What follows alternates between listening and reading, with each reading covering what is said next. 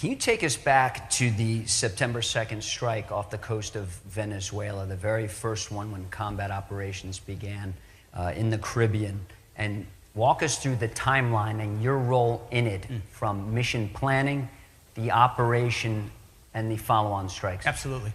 So it took us a couple of weeks, almost a month, to develop, and I can't get into sources and methods and all of those things for obvious reasons, but you have to develop the intel picture and get an understanding of what you're looking at. And a lot of our assets, as I talked about in the speech, had been pointing 10,000 miles around at the other side of the world for a very long time. So once we got to the point where a strike was imminent, I had taken the decision responsibility up to my level. Not many military decisions should be made by the Secretary of War. I believe in deferring those decisions to local commanders as much as possible, but because of the strategic implications of the first few strikes, I wanted to hold that decision at my level. And the briefing that I received before that strike was extensive, exhaustive, I would say, as each one is since. On the military side, on the civilian side, lawyers, intel analysts, red teaming, every aspect. What do we know? What do we know about their affiliation? A lot of things I can't share in this room to give us the kind of confidence that we know where this is coming from, who's driving it, who's on it, what their intentions are, where it's all the details you need to strike a designated terrorist organization, which is an important thing to remember at the top of all this. The president has designated these as terror organizations, poisoning and threatening the American people, making them a target just like Al-Qaeda. So in that room, in that moment, it was, I can't remember exactly how long it would have been, 20, 30 minutes of a preview of exactly what's going on. And my job was to say, execute or don't execute. So I was satisfied with the strike criteria, yes. Saw the strike itself, which all of you have seen.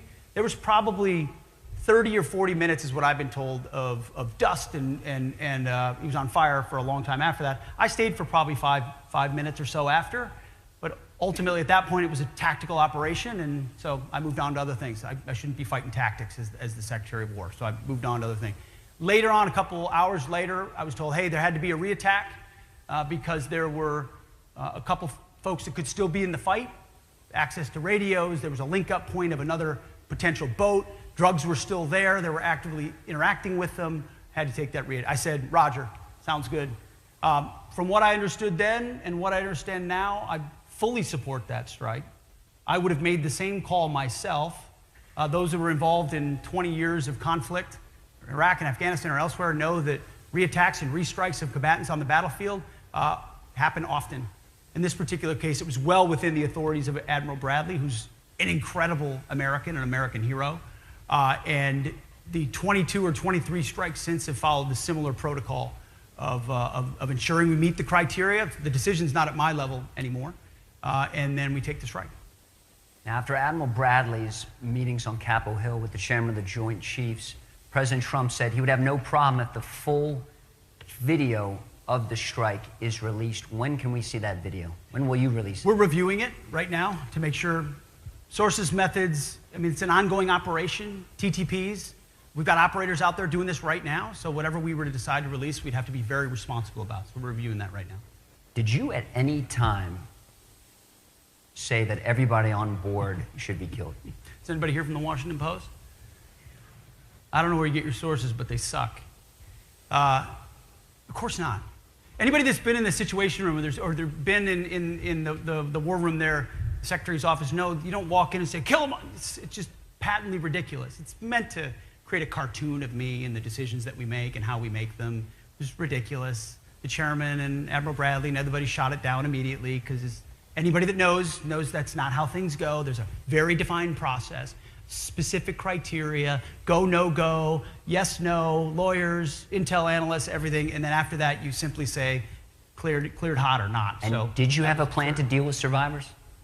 There was protocol for dealing with survivors, but in that, and frankly, there was 10 strikes later, there was a semi-submersible that I think folks here, meaning a submarine.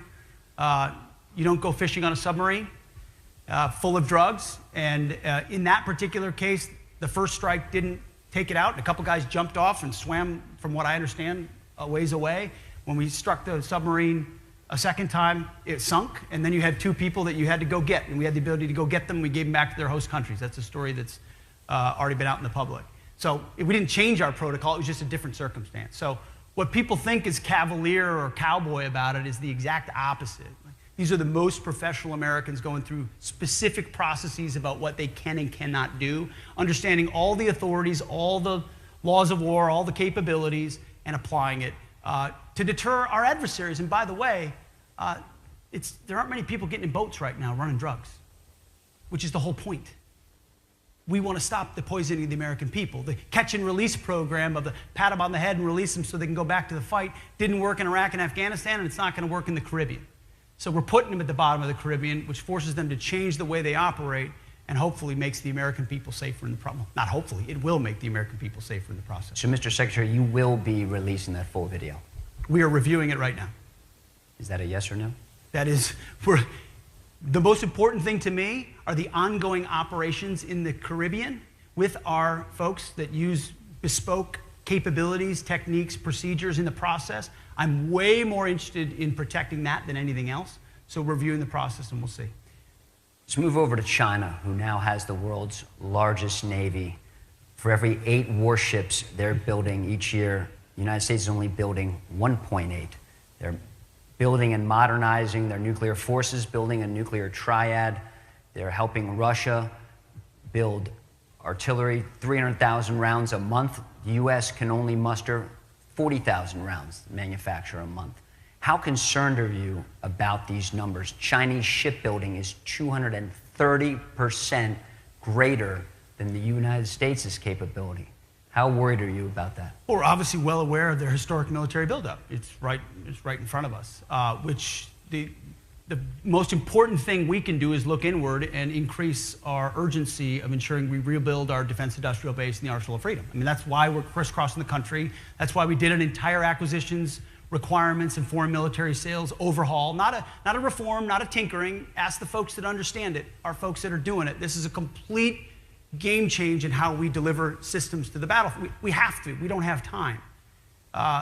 Ultimately, we need to be able to field the best as quickly as possible. So we see it, we're aware, but we're also prudent in how we approach it, which is the way the president has approached it, and we'll do the same. Speaking of time, we're running short, but I know the IG report cleared you with signal. If you had to do it again, would you have used it before combat operations? I don't live with any regrets. It's not a healthy way to live.